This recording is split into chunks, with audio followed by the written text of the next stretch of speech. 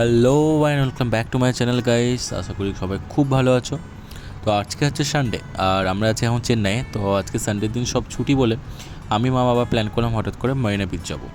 তো দেখলাম একটু দুপুরেই বেরোলাম, খুব বিকেল করে বেরোয়নি কারণ ওখানে জায়গা পাওয়াটা চাপ হয়ে যাবে আর একটু বেশিক্ষণ সময় কাটানো যাবে।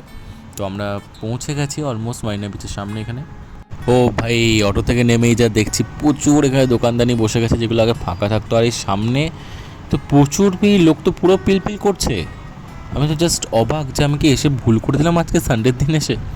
জানি সানডে ভিড় হবে, but I am never expect কি এত বেশি ভিড়। মানে মারিনা বিচে আমি এসেছিলাম লাস্ট হলো 2018 মেবি, হ্যাঁ 2018। তারপরে কিন্তু এই অনেক বছর পরে এলাম, বাট এত চেঞ্জেস, কোনো মার্কেট ছিল না, কিচ্ছু ছিল না, একটা ফাঁকা বিচ আর এত সুন্দর লাগতো। সেখানে আমি তো জাস্ট নেমে দেখছি এত মার্কেট, এত কিছু, পুরো মেলার থেকেও বেশি মানে দোকানপাট এখানে বসে গেছে। দেখি চলুন যেতে যেতে তো বুঝতে পারা যাবে। প্রচুর অবস্থা দেখলাম, প্রচুর ভিড়, প্রচুর দোকানে পা রাখার জায়গা হচ্ছে না, এরকম এত ভিড় এই দিকটাতে ছিল।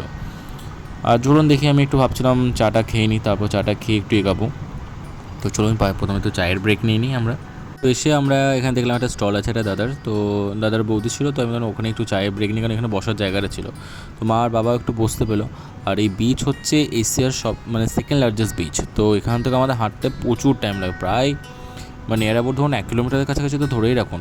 তো তাই জন্য সময় লাগবে বলে আমরা একটু চাটা খেয়ে নিলাম, তারপরে বিচে যায় না। এই যে শুরু হলো বালির চর, তার আগে থেকে শুরু হয়ে গেছে।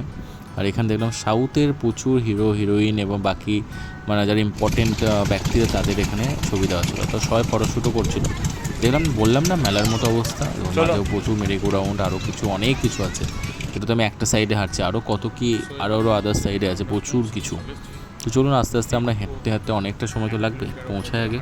আমরা হাঁটতে হাঁটতে অনেকটাই চলে এসেছি, আমার মনে হচ্ছে বিচের কাছেই আমরা প্রায় চলে এসেছি, আর জাস্ট কিছুক্ষণের অপেক্ষা। কিন্তু এখান থেকে যে ভিড় দেখতে পাচ্ছি, আমি ভাবতে পারছি না যে বসতে পাবো কি না, মানে এত বেশি ভিড়। আর এই যে ঘোড়া টোড়া চলছে চারিদিকে, মানে আগে এত কিছু ছিল না, এখানে এত বাড়াবাড়ি হয়ে গেছে ব্যাপারগুলো। যাই হোক, প্রচুর একটা মার্কেটিং ব্যাপার হয়ে গেছে। এই যে আমরা অলমোস্ট পৌঁছে গেছি, কিন্তু যা ভিড় দেখছি আমার মনে হয় না আমরা এখানে বসার জায়গা পাবো। আমরা একটা বসার জায়গা অবশ্যই নিয়ে আসি প্রত্যেকবার, কারণ বালিতে বসতে সময় লাগে। আমি যা প্ল্যান করে এসেছি আমি বুঝতে পারছি না সেটা পসিবল হবে কিনা। আমি স্নান করার প্ল্যান করেছিলাম, শর্টস টি শার্ট নিয়ে নিয়েছি, বাট জানি না কোথায় যে বসবো সেটাই তো বুঝে উঠতে পারছি না। তারপর তো স্নান করা তো পরের কথা হয়ে যাচ্ছে। এই ভিউ আর এরকম মনোরম পরিবেশ পেয়ে হঠাৎ করে আর পায়ে জল লাগার পরে না, মনের অশান্তি কিন্তু অনেকটাই কমে গেল। মনটা হঠাৎ করে কিন্তু সত্যিই ভালো হয়ে গেল। সে ভিড় আছে, থাক, আমরা আমাদের মতো করে এনজয় করব, এটাই আর কি। সো গাইস, আমরা আপাতত বিচে আমার এনজয়মেন্ট খতম। আমি মা আর বাবা। আর যাই হোক, আমার ফ্যান নেই, ঠিকঠাক ভিডিও করতে একটু অসুবিধা হচ্ছে।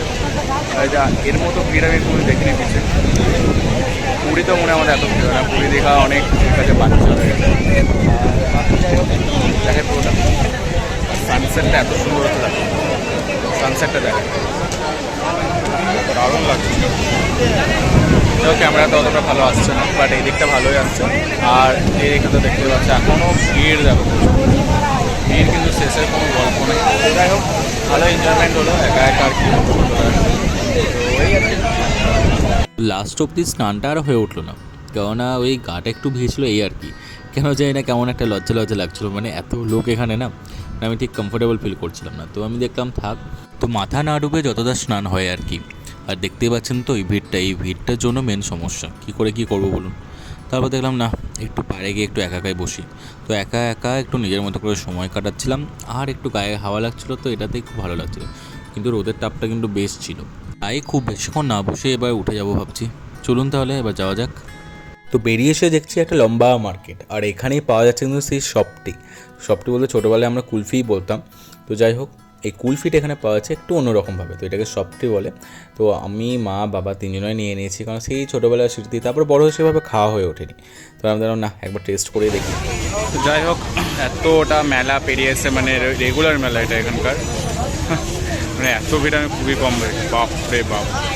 সেগুলো পেরিয়ে এসে যাই হোক, এবার আমরা ভাবছি রুমের দিকে রওনা দেবো। তো তার জন্য আবার অটো খুঁজতে হবে।